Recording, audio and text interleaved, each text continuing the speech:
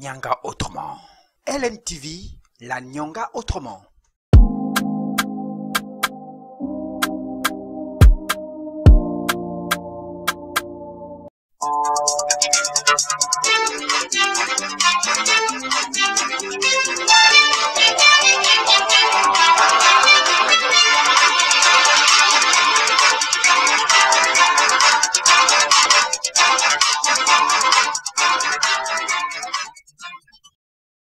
Manger c'est bien, mais à quel prix? Surtout lorsque les conditions d'hygiène ne répondent pas aux normes. C'est dans ce cadre que le parquet de la République, accompagné des services techniques, à savoir ceux de l'hygiène, la Gaza et la DGCC, ont fait une descente de terrain pour toucher du doigt sur la qualité d'aliments vendus à la consommation. Constat fait, et au regard de ces images, il est quasiment difficile de s'acheter un plat de spaghetti viande.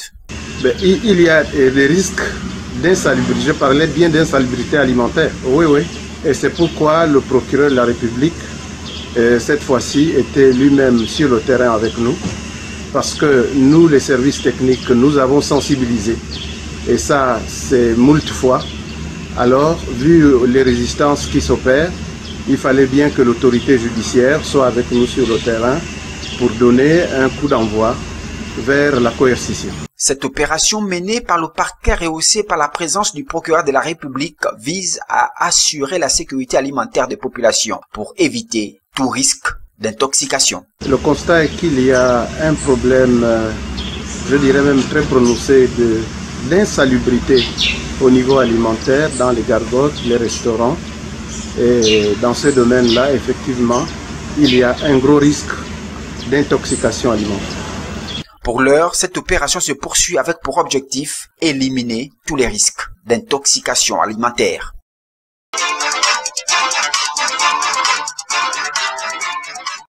En collaboration avec l'antenne provinciale de l'Oclad, Office central de lutte anti-drogue, le parquet de la République a procédé à l'incinération de plusieurs quantités de drogue saisies en 2021, 22 et 23 pour un total de 88 kg d'une valeur de 20 millions de francs CFA. Cette opération est une exécution des décisions de justice rendues par le tribunal de première instance de Tchibanga. Il faut rappeler que cette incinération obéit ou du moins répond à deux raisons principales. La première, c'est que nous, parquet chargés de l'exécution des décisions de justice, ces décisions ont notamment ordonné qu'on puisse non seulement confisquer ces stupéfiants, mais également les détruire. Donc la première raison, effectivement, de la procédure à laquelle vous assistez, c'est tout simplement l'application et l'exécution des différentes décisions qui ont été rendues par le tribunal judiciaire de Tchibanga. La deuxième raison, on va dire, elle est d'ordre structurel. En ce qu'il fallait désengorger nos salles de scellés. Donc c'est les deux raisons principales qui ont conduit aujourd'hui à l'incinération de ces produits stupéfiants, sinon dans une large mesure des produits également psychotropes. On a tout simplement constaté aujourd'hui qu'il y avait un stock de produits stupéfiants dans nos salles de scellés. Pour cette année 2024-2025, le parquet de la République compte poursuivre ses missions de lutte contre le banditisme et surtout empêcher la circulation des stupéfiants dans la région.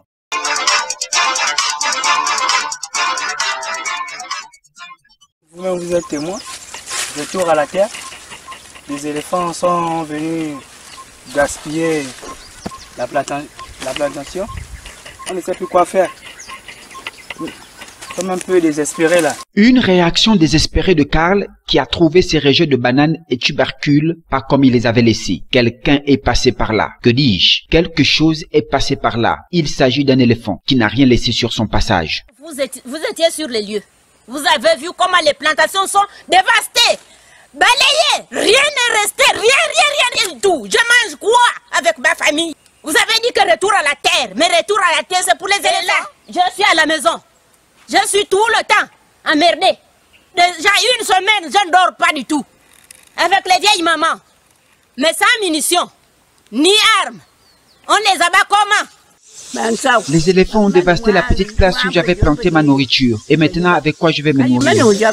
Agnès Kumba, l'une des victimes de cette dévastation, est plus que dépassée des événements dont elle fait face, causés par les éléphants. De nos jours, il faut le dire, la dévastation des plantations par les pachydermes est considérée comme la première cause de l'exode rural dans nos différentes localités. Pour y mettre fin, il va falloir trouver des mécanismes plus efficaces et le gouvernement en est conscient et travaille sur cette question.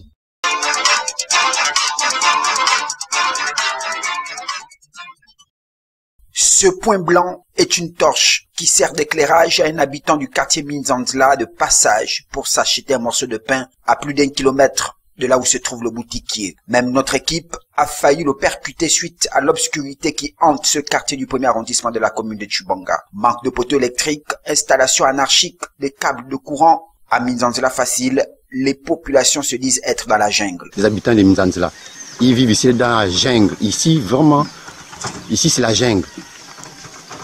Nous n'avons pas de poteaux électriques de la SCG ici. Ce sont les poteaux, comme vous voyez ici, ce sont les bambous de Chine. Et regardez un peu ici comment le courant est installé de manière anarchique.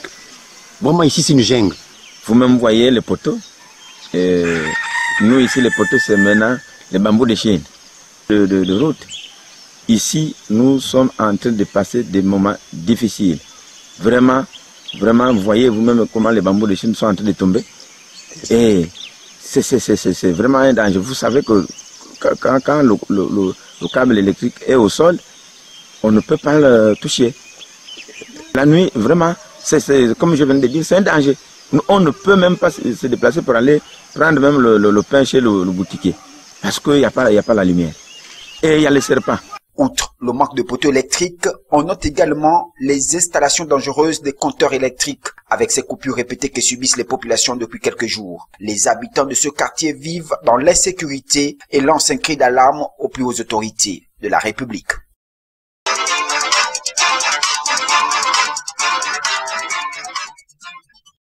C'est une animation pédagogique organisée par la circonscription scolaire Nyanga Nord au bénéfice des directeurs d'école et des enseignants du pré-primaire et du primaire. Organisée sous le thème l'enseignement des mathématiques, cette animation pédagogique vise d'une part à renforcer les aptitudes des enseignants sur la résolution du problème. D'autre part, elle vise également à donner des rudiments nécessaires aux enseignants du pré-primaire sur les techniques d'apprentissage de la numération au pré-primaire, notamment dans l'élaboration du protocole pédagogique. C'est bon, non? Oui. Mais on nous dit, est-ce que régulièrement nous utilisons la résolution des problèmes que dans le cadre de ce... La résolution des problèmes fait partie des disciplines émergentes ou sinon les nouvelles disciplines. Parce qu'avec l'évolution de la réécriture des curricula, nous voyons qu'il y a plusieurs disciplines qui sont rentrées dans le système éducatif, notamment la résolution de problèmes. Il y a bien d'autres. Alors l'objectif que nous visons à travers cette animation pédagogique, c'est d'outiller les enseignants dans leur pratique de classe en matière d'enseignement-apprentissage de la numération au pré-primaire. Alors il y a des objectifs spécifiques que nous avons définis, notamment si vous voulez donner aux enseignants un vocabulaire approprié dans le cadre de l'enseignement-apprentissage de la numération, élaborer des protocoles pédagogiques et élaborer également des situations cibles dans le cadre de l'enseignement-apprentissage de la numération au pré-primaire. 24 heures durant, les enseignants du pré-primaire et primaire recevront des outils nécessaires leur permettant de renforcer leurs capacités pour la résolution du problème.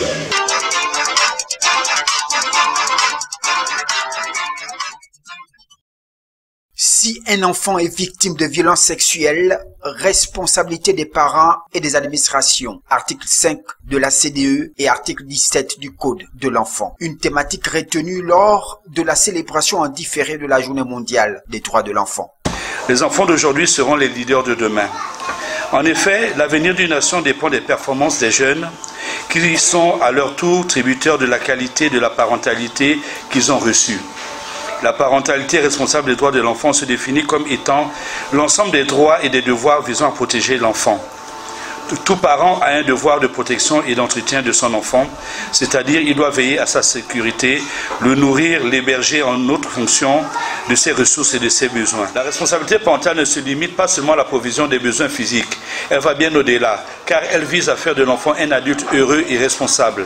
Présent à ce rendez-vous, le vice-président du tribunal de première instance de Tchibanga s'est offert à 2 grandes obligations. Nous avons notamment les articles 16, 17 et 18 du dit code qui rappellent deux grandes obligations et un principe fondamental. L'obligation d'entretien et d'éducation, l'obligation de conseil et de suivi et le principe même de l'autorité parentale. L'enfant a des droits, mais aussi l'intérêt de l'enfant. De tout ce que nous devons faire, eh bien, nous devons le faire d'abord regarder l'enfant dans sa globalité. La journée mondiale des droits de l'enfant célébrée en différé aura édifié bon nombre d'invités, surtout les parents méconnaissants de ces différents articles.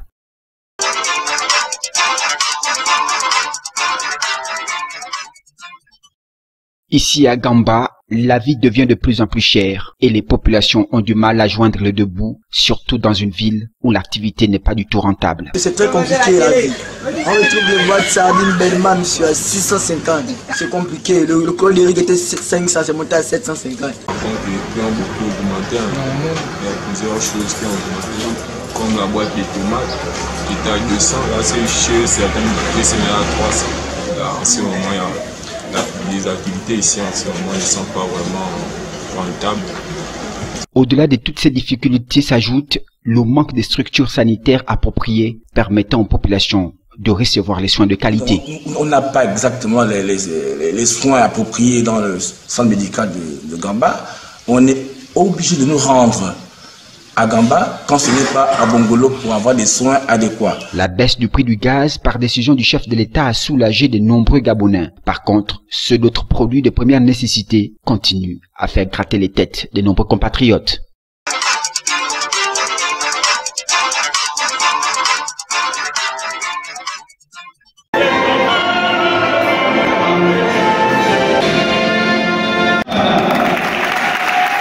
La plateforme Mouvement Oligingema, Mon 100%, dont l'objet est de fédérer tous les Gabonais et Gabonaises autour d'un idéal commun, notamment le soutien absolu du candidat Brice Clotaire Oligingema pour l'élection présidentielle du 12 avril 2025, était rassemblé autour du président national Joël Ngouneni Nzenguma et d'autres cadres dans la salle polyvalente de la commune de Tchibanga. La circonstance qui nous rassemble aujourd'hui est en rapport de façon générale avec l'élection présidentielle et singulièrement concerne notre très cher candidat, le général de brigade Brice Clotaire Oligingema, que nous devons voter à 100% le 12 avril 2025. En clair, le Mont 100% regroupe des personnalités politiques, les militaires, les acteurs de la société civile, les leaders religieux, les responsables d'associations et les citoyens engagés. Nous suivrons notre président candidat qui est incontestablement un homme qui respecte les femmes et qui soutient leur leadership pour une victoire cash le 12 avril 2025. Vous pouvez compter sur la jeunesse minoise. Vous pouvez compter sur tout ce qu'il y a de positif en cette jeunesse. Aussi, vous pouvez être rassurés que les jeunes de notre province sont déterminés à soutenir notre candidat. Cet engagement vers l'autonomisation des personnes vivant avec un handicap est essentiel pour garantir que chacun, indépendamment de ses forces, puisse contribuer pleinement au soutien du candidat, le général Brice Clotaire Oligingema. La politique dans son essence est belle, mais dans sa pratique, elle est bête. Oh, servis-moi, on regarde ce que je viens de vous dire, de ce qui a été fait en 18 mois. Je reste convaincu que le général Brice Clotaire Oligingema va faire mentir ses cadavres. Parce que oui, nous voulons désormais d'abord. La politique dans son essence est belle, mais dans son application, elle est encore plus belle avec Oligingema. Pour finir, vous l'avez compris, un seul doigt ne peut pas laver la figure. C'est pourquoi la coordination nationale a procédé à l'installation des membres de la coordination provinciale.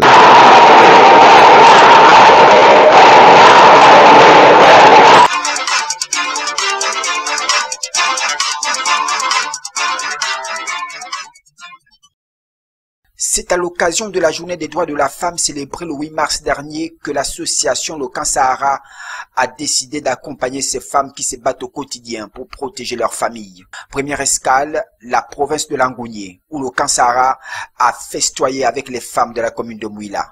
Au cours de ce rendez-vous féminin, le principal initiateur de ces moments inoubliables était porteur d'un message de mobilisation.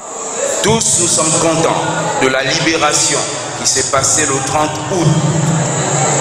Et je pense que, allons-y dire oui, le 12 avril, pour que les conditions de tout un chacun s'améliorent. Gabon d'abord. C'est une fierté d'avoir un frère président. Et je pense que tous nous sommes fiers de l'avoir. Les membres de cette plateforme associative se sont rendus dans la Basse-Bagno, notamment à Mayumba pour le même exercice. Ici, les femmes ont montré leur adhésion à ce grand rendez-vous par des prestations et ont pu participer à des concours de danse, à leur grand bonheur.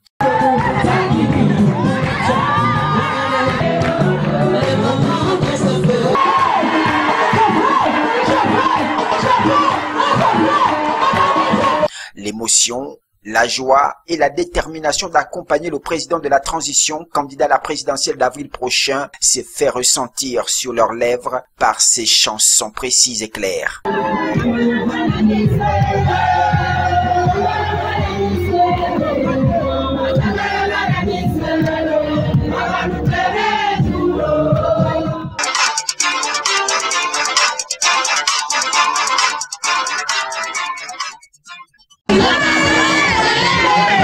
Cette ambiance offerte par les militantes et militantes du Parti démocratique gabonais annonce la célébration du 12 mars, célébrant différé ici même à Tchibanga, en présence des responsables de ce parti de masse. Du haut de la tribune, plusieurs interventions se sont succédées avant que le secrétaire provincial de ce parti ne revienne sur les résolutions du dernier congrès qui a connu plusieurs innovations. Plusieurs résolutions ont été adoptées et de nouveaux statuts et règlements intérieurs vont être mis en place. C'est pourquoi le parti doit désormais se mettre en branle pour occuper le terrain dans l'optique de jouer crânement ses chances dans les différentes élections à venir. Le PDG, une force redoutable au regard de ses structures de base, a rappelé Jean-Charles Yembi. Ce 12 mars, le PDG veut renforcer les liens dans la fraternité et l'unité. La célébration du 12 mars est non seulement une occasion de réjouissance, mais aussi un moment privilégié de proximité militante, de rapprochement entre le sommet et la base de notre parti. Fort de son potentiel en structure de base, notamment ses 1444 sections, 5839 comités et ses 324 fédérations, le Parti démocratique gabonais reste une force redoutable et redoutée dans le paysage politique national. Un 12 mars du Parti démocratique gabonais immortalisé par cette ambiance festive.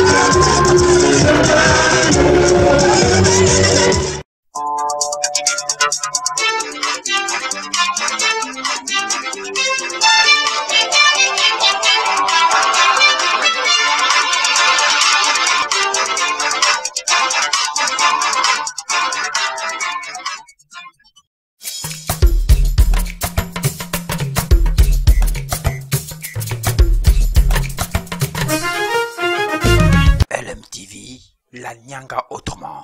LMTV, la Nyanga autrement.